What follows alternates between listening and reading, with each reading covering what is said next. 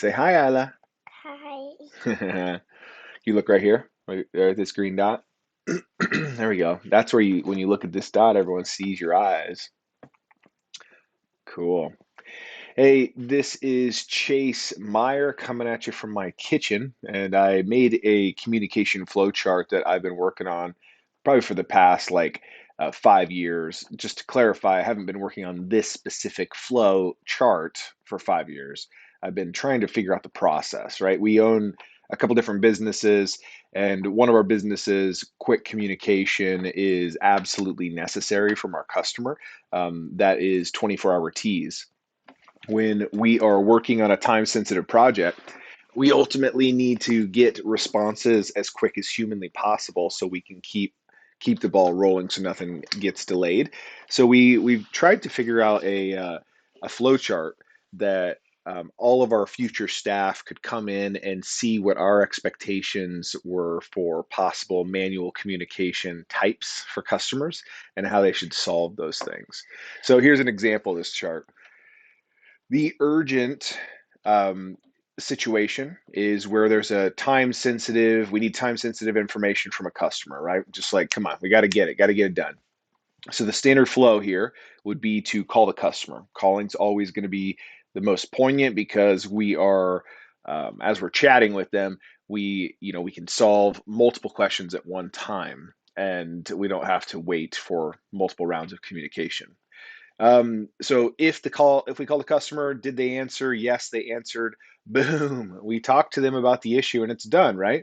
Like that's super easy. Let's say they did not answer. Is their voicemail available where we can actually leave a voicemail? If yes, we leave a voicemail. In our specific instance, we ask customers if they prefer text message communication or email communication for our customer base, and it helps us kind of identify that type of customer, right? Like a business wouldn't necessarily want to have text as a primary communication tool unless they're giving out their personal cell phone. But most businesses don't, and so we use email, and that way this standard flow can happen the same way. So we're going to leave a voicemail message if it's possible to do so. Did they prefer text or email?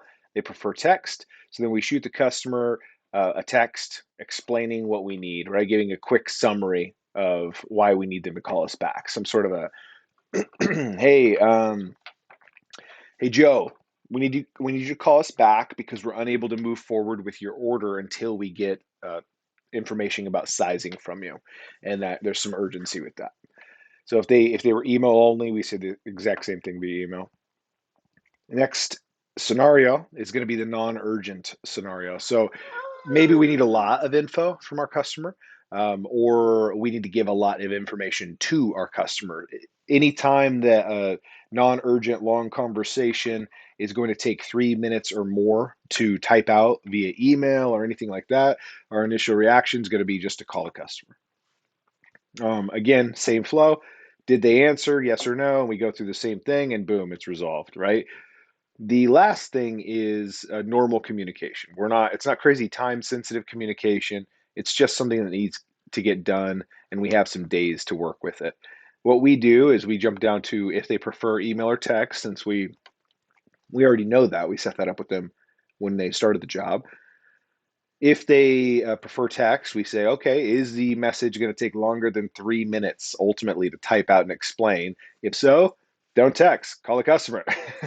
if if it's going to be under 3 minutes, like one text message or something, then we just send the text. Very cool. If they prefer email, we just send the email. If it's yeah, email's great because it's you can put a lot of content into the body of it, so don't need to worry about time necessarily. But that's it. This is our standard flow that we've been working on. This allows us to train new customers, new hires significantly easier than we would have in the past.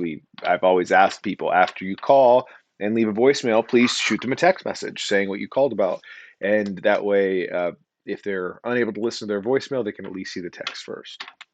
So this is cool. It's a great flow, and let me know if you have any questions about it. If you want to have a downloadable copy of this or a direct link to the chart and Lucid chart, holla, leave a comment or something, and I can make that happen. Thanks so much.